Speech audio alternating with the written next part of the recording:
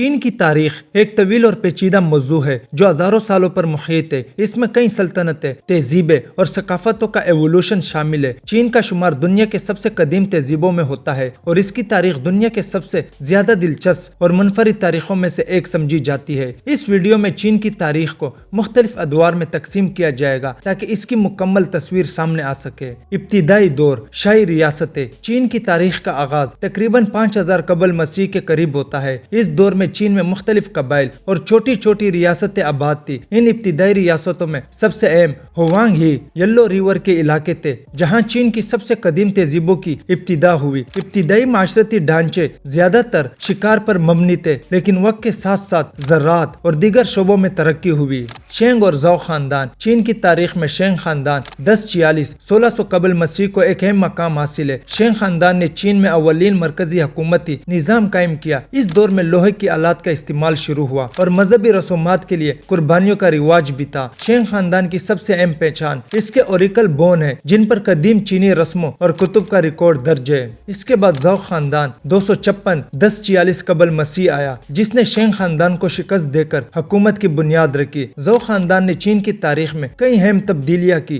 جیسے mandate of heaven کا تصور کا آغاز جس کے مطابق حکمران کی طاقت خدا کی رضا پر منحصر ہوتی ہے۔ اس دور میں چین کی سلطنت میں کئی بڑی تبدیلیاں آئی جیسے کہ فلسفے اور تعلیم کا فروغ اور زراعت کے طریقوں میں ترقی۔ ریاستوں کا دور۔ زاؤ خاندان کے زوال کے بعد چین میں ایک طویل دور آیا جسے ریاستوں کا دور کہا جاتا ہے۔ 221-475 قبل مسیح۔ اس دور میں چین مختلف چھوٹی ریاستوں میں بڑھ چکا تھا جو ایک دوسرے کے ساتھ مسلسل جنگوں میں مصروف رہے۔ چین خاندان 206-221 قبل مسیح چین کی تاریخ میں ایک سنگ میل کی حیثیت رکھتا ہے کیونکہ اس کے حکمران چین شی ہونگ نے چین کو ایک متحد سلطنت میں ڈال لیا۔ چین شی ہونگ نے مختلف ریاستوں کو فتح کر کے چین کی سرزمین کو یکجا کیا اور اسے ایک مرکزی حکومت کے تحت لے آیا۔ اس نے چین کے نام کو اپنایا اور چین کا پہلا شہنشاہ بن گیا۔ چین شی ہونگ نے چین میں کئی اہم اصلاحات کیے جیسے کہ ایک واحد تحریری نظام کا نفاذ، پیمائش کے معیارات کے یکسانیت اور سڑکوں کی تعمیر۔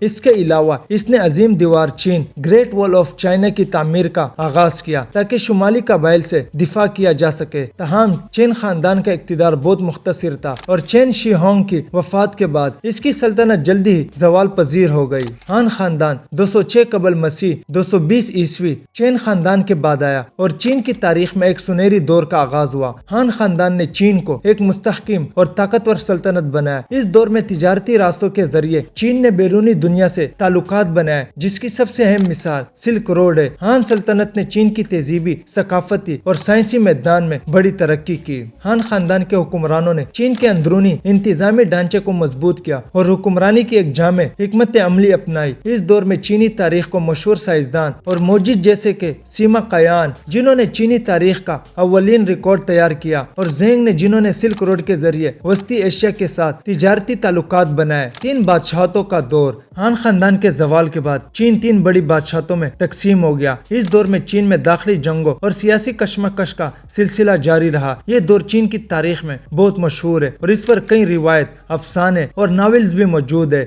جن میں رومن آف دی 3 کنگڈمز شامل ہے۔ تانگ خاندان 618-907 عیسوی چین کی تاریخ کا ایک سنہری دور تھا۔ اس دور میں چین میں ثقافتی، سائنسی اور اقتصادی ترقی کا ایک نیا دور آیا۔ تانگ خاندان تے خاندان کے حکمرانوں نے چین کے سرحدوں کو وسیع کیا اور سلطنت کو مزید مستحکم کیا۔ یہ دور چینی ادب، فنون اور فلسفے کی ترقی کا دور تھا اور اس دور کے مشہور شاعر لی بائے اور دو فو نے عالمی ادب کو نیا رنگ دیا۔ یوان خاندان 1271-1368 کا آغاز منگول سلطنت کے عظیم حکمران قبلئی خان نے کیا۔ یوان خاندان نے چین میں منگول حکمرانی قائم کی۔ قبلئی خان نے چین کے ساتھ وسطی ایشیا، یورپ اور مشرقی ایشیا کے دیگر علاقوں کے ساتھ تجارتی اور ثقافتی تعلقات بڑھائے۔ اس دور میں چین نے دنیا کے دیگر حصوں کے ساتھ بہتر رابطے قائم کیے اور اس کے اثرات چین کے معاشی اور ثقافتی ترقی پر گہرے تھے۔ منگ خاندان 1368-1644 چین کی تاریخ کا ایک اور عظیم دور تھا۔ منگ خاندان نے چین کی معیشت، فنون اور ثقافت میں نئی روح پھونکی۔ اس دور میں چین میں بڑے بڑے تعمیراتی منصوبے شروع کیے گئے جن میں سب سے مشہور فوربائڈن سٹی ہے۔ منگ خاندان نے چین کی سرحدوں کو مضبوط کیا اور دفاعی حکمت عملیوں کو بہتر بنایا۔ اس دور میں چینی ملاحوں نے دنیا کے مختلف حصوں میں سمندری سفر کیے اور چین کا عالمی سطح پر اثر بڑھایا۔ چین کی جدید تاریخ 19ویں صدی سے شروع ہوتی ہے